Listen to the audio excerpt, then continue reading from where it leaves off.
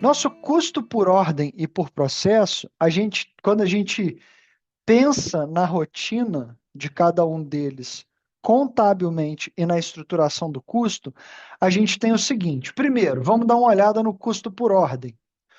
A atividade produtiva, ela acontece a partir de encomendas, ok? Então, a cada ordem que a gente recebe para a produção de um equipamento fabril, de um móvel, de uma construção, de um prédio, de plataformas de petróleo, a gente precisa estabelecer uma estrutura de produção específica para cada uma dessas ordens. É claro que podem falar assim: ah, mas tem fábrica de móveis que trabalha no volume. E aí é, ela não tira por ordem. Ela vai, cria estoque, vende estoque para revendedor, mas no, no, no, na média, né, na regra, a indústria moveleira acaba também trabalhando com o custo por ordem, porque mesmo que ela produza fazendo o estoque, talvez ali da sua loja de fábrica e tudo mais, a grande maioria da sua produção advém de revendedores, de lojas físicas ou virtuais, que têm as suas demandas por determinadas peças, e aí os pedidos são tirados por ordem. E agora eu peço a atenção de vocês para a seguinte situação. Em determinado momento, a gente precisa fazer um encerramento contábil do período. E às vezes a ordem ela está em execução. Então, quando a empresa trabalha com o custo por ordem, por exemplo, em 12 de 2021, a empresa recebeu uma encomenda de duas máquinas para entregar em 3 meses, ok? Então a gente está fechando o ano ali e a ordem de produção em dezembro recebe lá materiais diretos, mão de obra e o custo indireto de produção. No balanço patrimonial da empresa, nesse encerramento, a gente vai ter 250 mil, que são esses custos, alocados como produtos em elaboração. Concorda? Porque a ordem ainda não foi fechada, o produto ainda não está produzido, e em 2022, ali no início de 2022, entra mais valores, porque a produção segue. Existem nova mão de obra sendo empregada, nova matéria-prima direta sendo atribuída ao produto e novos custos indiretos de produção são necessários para fazer com que essa produção aconteça. Então, da mesma forma, essa ordem de produção recebe os seguintes valores em 2022: 200 mil de matéria-prima, de materiais diretos, né, de matéria-prima, 150 de mão de obra direta e mais 50 de custo indireto de fabricação. Beleza. O saldo, então, dessa ordem de produção vai ser o valor. E suponhamos que em 2022 a gente está chegando em fevereiro para entregar o móvel com o produto acabado. Logo, o fechamento contábil dessa ordem vai ser de 650 mil. Por quê? A gente pega os 400 mil de 2022 mais o custo de processamento que a gente tinha de 2021. E aí, esses são encerrados. Na contrapartida, eles são baixados de estoque, esses custos, e são encerrados como contrapartida lá na DRE, como custo dos produtos vendidos ou custo dos produtos acabados, caso o produto ainda não tenha sido é, despachado para o nosso. Assim, não tenha chegado a data de entrega, enfim, de efetivação da entrega do produto. Então, esse é o impacto maior sobre estoques, essa é a análise que a gente precisa fazer sobre estoques toda vez que a nossa empresa trabalha com custo por ordem. A gente vai sempre acompanhar a evolução do estoque conforme a evolução da entrega da ordem de produção para o nosso cliente. A diferença, então, para uma estrutura de custo por processo é que a gente leva em consideração um processo produtivo contínuo. E aí, processo produtivo contínuo, ele é mais utilizado em indústrias ou de alto consumo, que normalmente são de baixa customização, ou então esses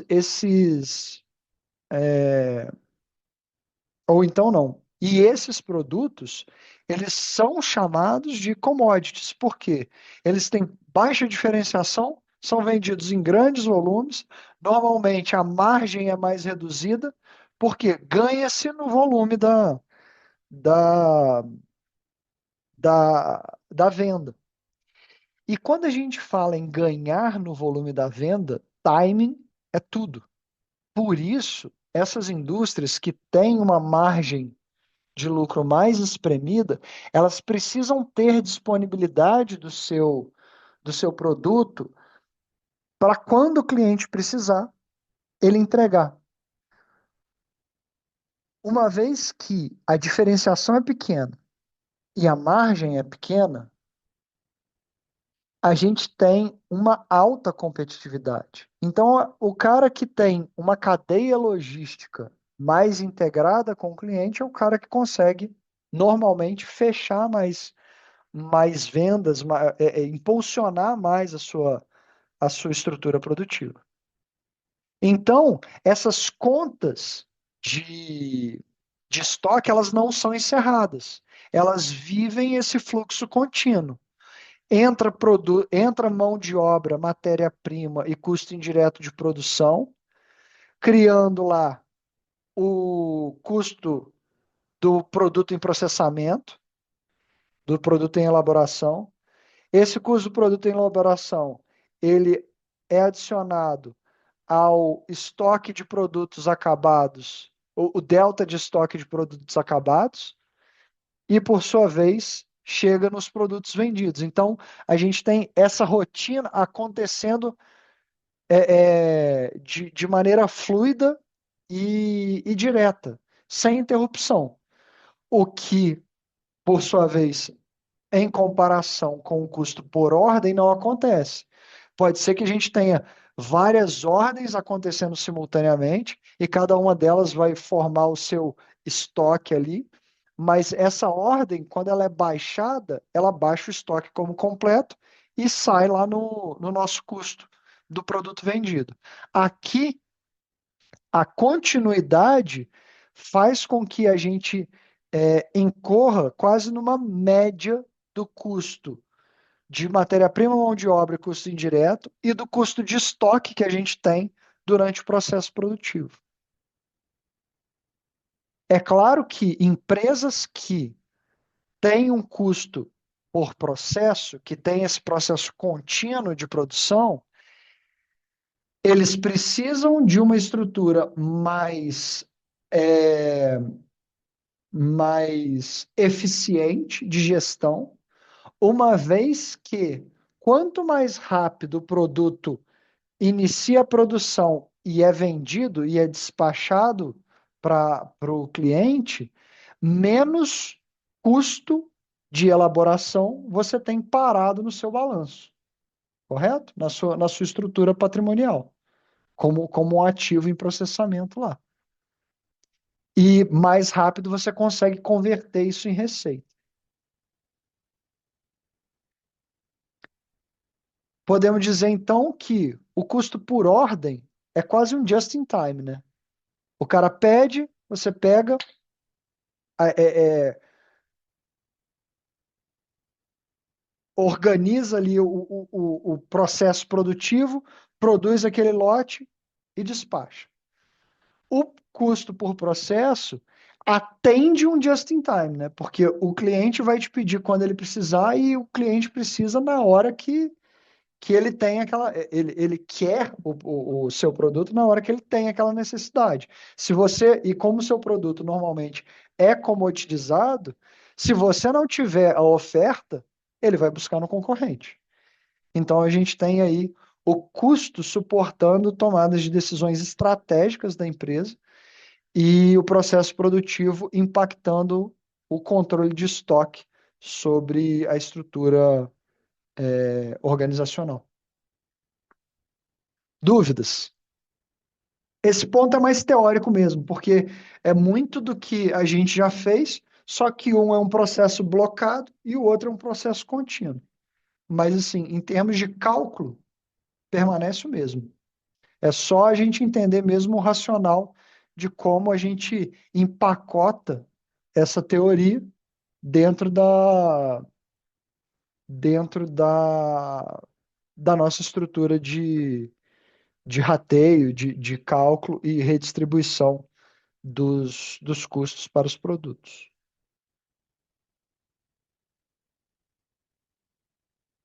Beleza? É interessante porque existem empresas como a empresa que eu trabalho, a RHI, que a gente tem uma estrutura mista. Por quê? A RHI, como eu já falei para vocês, ela é uma produtora de refratários industriais. E os refratários industriais, eles são componentes de um item de investimento muito massivo das indústrias. Então, apesar de ser uma commodity, dele representar uma, uma, um custo muito pequeno para o nosso cliente, o cliente mais ou menos consegue se programar para saber quando que ele precisa, porque não é um insumo que altera significativamente o seu output, o seu produto final. Mas, se faltar o componente refratário no forno, por exemplo, num altoforno de uma cearia, ele pode ter a produção parada. Então, a gente trabalha com o custo por ordem, mas a gente entende que existem determinados casos que, por exemplo, uma válvula gaveta do forno da ArcelorMittal quebrou. Não tinha uma ordem para isso. E a Arcelor vai comprar de quem tiver isso disponível. Então, o que que a gente faz? A gente tem uma base estatística dentro é, é, da nossa estrutura de mercado que conecta diretamente com os nossos clientes, entendendo quais são as peças de maior desgaste e de quanto em quanto tempo elas são requisitadas. E aí, para isso, como a gente tem uma estrutura de produção muito rígida, porque, por exemplo, a prensa, para você fabricar um determinado tipo de refratário, você tem que fazer o setup da prensa e ele só serve para aquele formato de refratário. A temperatura do forno, a mesma coisa. Tem determinados tipos de refratário que demandam uma temperatura, tem outros tipos de refratário que demandam outra temperatura. E aí o que a gente faz é pegar essa porcentagem que a gente estatisticamente afere sobre a demanda inesperada dos nossos clientes e cria um processo sobre a produção da ordem.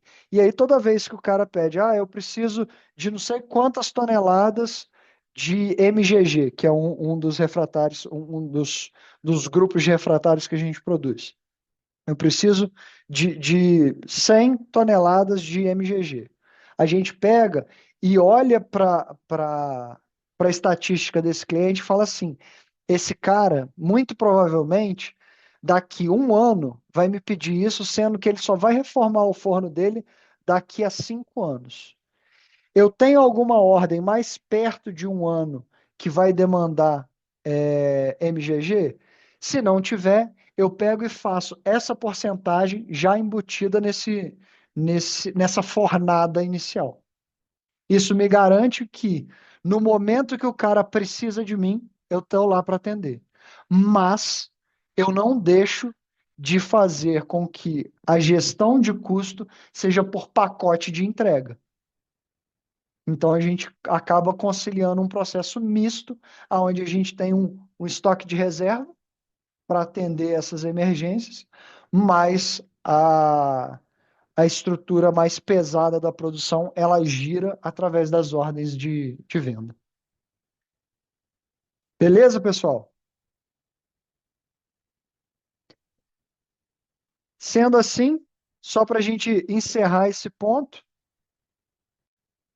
primeiro, abre-se a ordem de serviço, né? O cliente chega na nossa empresa e solicita o produto, e aí, a partir desse momento, a gente já define o nosso objeto de custo. Nosso objeto receptor do custo é qual o tipo de produto que a gente vai desenvolver. Primeiro, a gente vai alocar os custos diretos da ordem de serviço. Por quê? Os custos diretos é mão de obra direta, ou seja, a gente sabe quanto gasta para produzir aquele produto, tanto de mão de obra quanto de matéria-prima. E aí, o que não é custo direto, a gente vai precisar de um critério de rateio.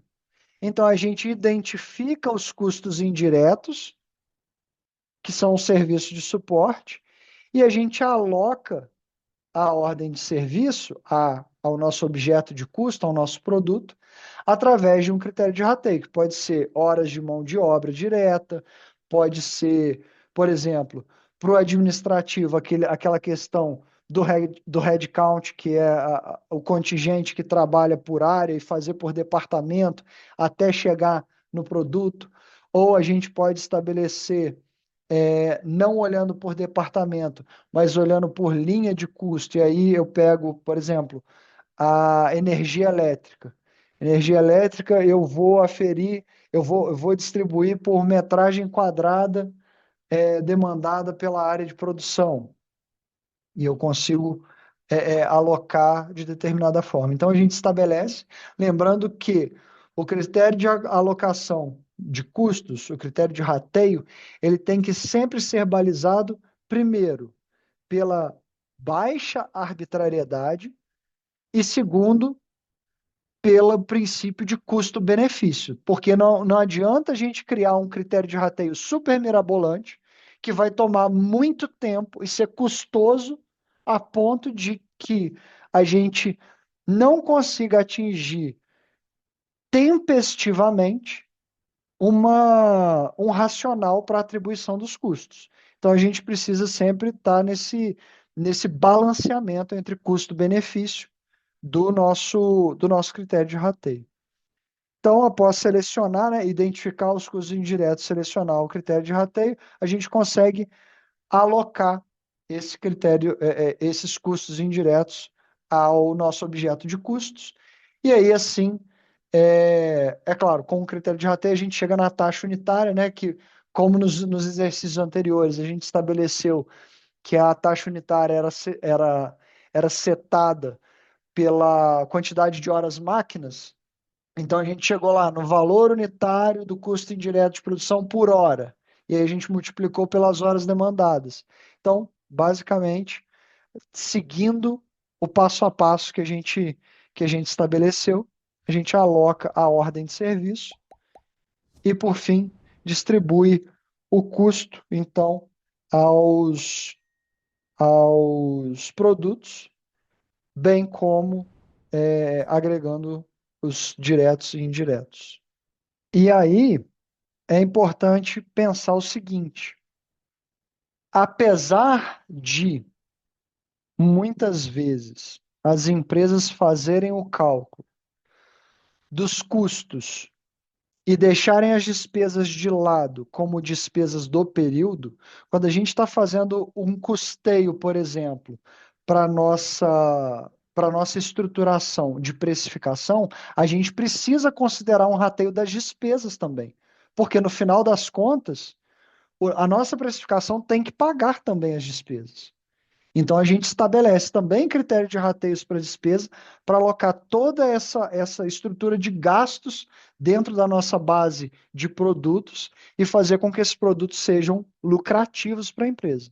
Isso é muito importante ter em mente. Beleza, pessoal?